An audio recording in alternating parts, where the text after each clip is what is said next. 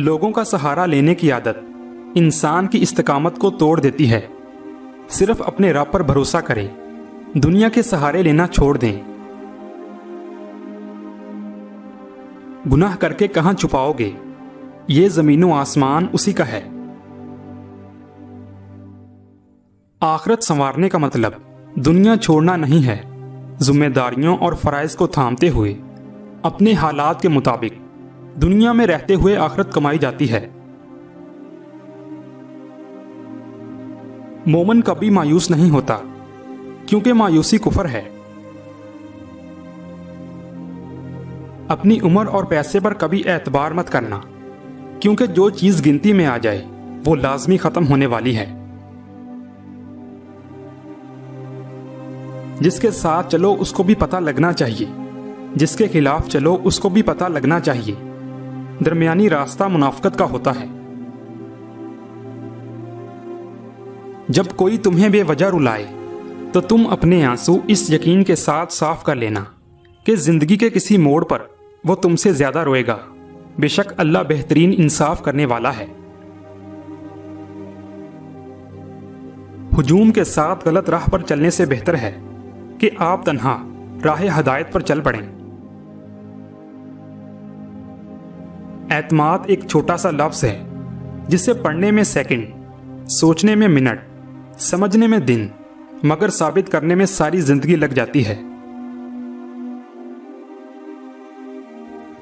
بارش رک جائے تو چھتری بوجھ لگتی ہے، ایسے ہی مطلب نکل جائے تو انسان بوجھ لگتے ہیں۔ لہجہ لفظ کا ڈی این اے ہے، جس سے نظر کا فطور، نیت کا کھوٹ اور دل کا چور پکڑا جاتا ہے۔ عزت و شہرت قربانی سے ملتی ہے، دھوکے سے نہیں۔ خوشی سے لطف اندوز ہونے کے لیے دکھوں اور ناکامیوں کو قبول کیجیے۔ اگر تم محسوس کرو کہ تمہارا دل سخت، جسم کمزور اور رزق کم ہو رہا ہے تو جان لو کہ تم اس کام میں ملوث ہو جو تمہیں نہیں کرنا چاہیے۔ جب کسی کام میں اچھے برے کی پہچان نہ رہے تو آغاز کو دیکھ کر انجام کو پہچان لینا چاہیے۔ رابطے بتا دیتے ہیں کہ دل میں کتنی قدر ہے، ورنہ کہنے کو تو سبھی اپنے ہیں۔ عہدے اور دولت انسان کو عارضی طور پر بڑا کرتے ہیں، لیکن انسانیت اور اچھے اخلاق انسان کو ہمیشہ بلند درجے پر رکھتے ہیں۔ ہم زندگی کے اس دور سے گزر رہے ہیں جہاں اپنے تو ملتے ہیں مگر ان میں اپنا پن نظر نہیں آتا۔ اچھے دنوں کے انتظار میں ہماری ساری عمر گزر جاتی ہے اور پھر پتہ چلتا ہے کہ جو دن گزر گئے وہی اچھے تھے۔